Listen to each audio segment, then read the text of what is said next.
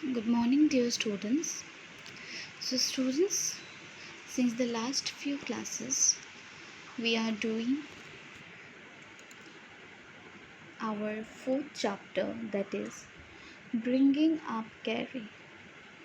And students, we have almost covered up the important topics relating to this chapter. And now, since the last two classes, we have been doing the textual grammar, which has been included here, and the grammar which is included here is modal verbs. So students, before starting another new class on modal verbs, let me first remind you the basic topics that we have discussed earlier about the modal verbs. So students, modal verbs are auxiliary verbs used to express the tone or mood of the speaker or sentence. And the modal verbs are can, could, will, would, should, may, might, and must. And out of these modal verbs, we have already discussed the uses of few modal verbs. So let me first tell you the uses of those already discussed modal verbs. So the first modal verb is can, and can is used to express ability, to request permission, and it is used for a suggestion. The next modal is could, and students, we used could to ask for permission, to express ability, and to express ability as past tense of can. Then the next modal verb is will. It means to show future action and to show intention. Then the next modal verb is would. Would is used to request or offer, but very politely. It is also used as past tense of will, and it is also used in if sentences. Then comes the last discussed modal verb, and that is should. And students, we use should to give advice and to show responsibility.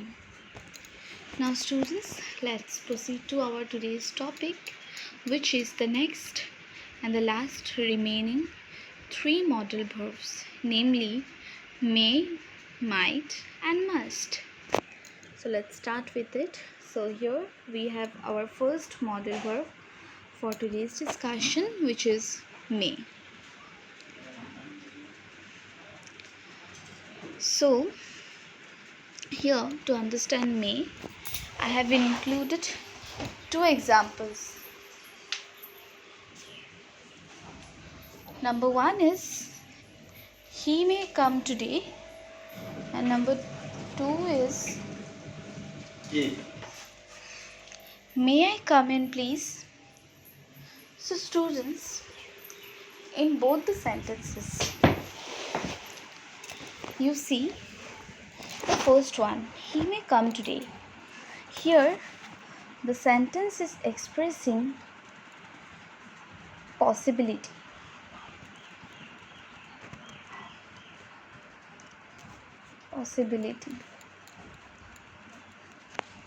And number B, may I come in, please?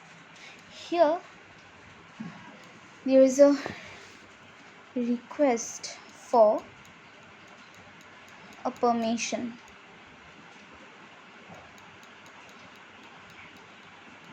Okay students, so these are the two things which the modal verb may can signify, and they are number one possibility and number two permission. Then go to the next model verb, that is might. Here again I have included two examples. The first one is, you might have seen the statue at the museum. And number two, I might meet my cousin at the wedding. Here the first example, number A, it is here the verb might. It is used as a past tense of may, okay? It is not signifying any other thing. Here it is only been used as a past tense of may. And the second sentence, I might meet my cousin at the wedding. It is expressing a possibility.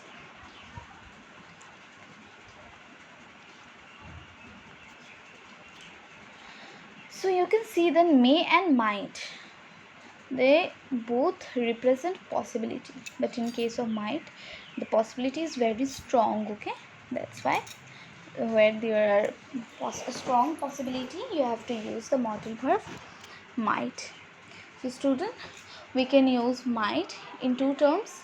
First one, it can be used as a past tense of may, and the second one, it is used in terms of strong possibilities. Then come to the next verb, that is must. So here I have included two examples. The first one is, I must work now. Number B, if you are ever in Salem, you must visit Yercaud. And number C, he must have stolen my watch. Nobody else had come to my room. Here student, number one sentence, I must work now, it is expressing obligation.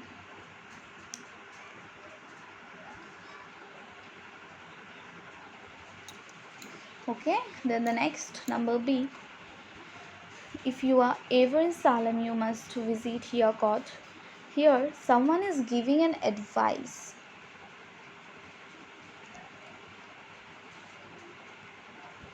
And number C, he must have stolen my watch. Nobody else had come to my room. Here it is expressing a logical conclusion. Means students, here the speaker is not sure that he must have taken the watch or not, but he was telling it so surely because of a logic, that as no one has entered his room, that's why only that person had stolen his watch. So this is coming to a conclusion through a logic, not a valid reason, not a proof. So these are the three uses of must, and they are obligation, advice, and logical conclusion. Now students, let me show you the uses or the meanings of all these three modal verbs through a table. So number one modal verb is may, and it is used to express possibility and also to request permission. Then comes might, which is used as a past tense of may, and it also expresses strong possibilities.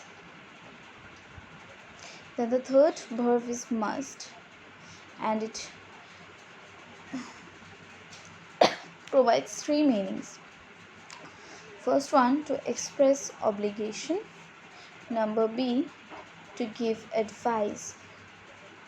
And number C, to express a logical conclusion. So students, these are the few uses of these three modal verbs, and with it here we have finished our discussion on the modal verbs. Now another thing remains, that we can also use modal verbs to form a negative sentence by putting or adding not or an apostrophe t. So number one example, you can see, we cannot build a bridge in a few weeks time. Here you can see that cannot, it is written as a single word, it is not written separately. Okay, so you can form negative like this. Then sometimes you also use the short form of the modal verbs, and also and you can add it with N apostrophe T. Like number 3, Karim won't agree to change the theme of our project. Like this, you can change the positive sentences into negative sentences whenever there are uses of modal verbs. So students, these are the few topics which are relevant regarding the modal verbs, and today we have finished discussing all those relevant topics on modal verbs, and I hope that you all have understood the topic well and there are no doubt. But students, still if you have any kind of doubt, you can let me know in the comment section below. So students, this is the end of our today's class.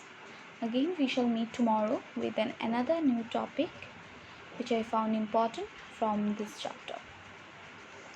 As for now students, thank you so much for watching the video.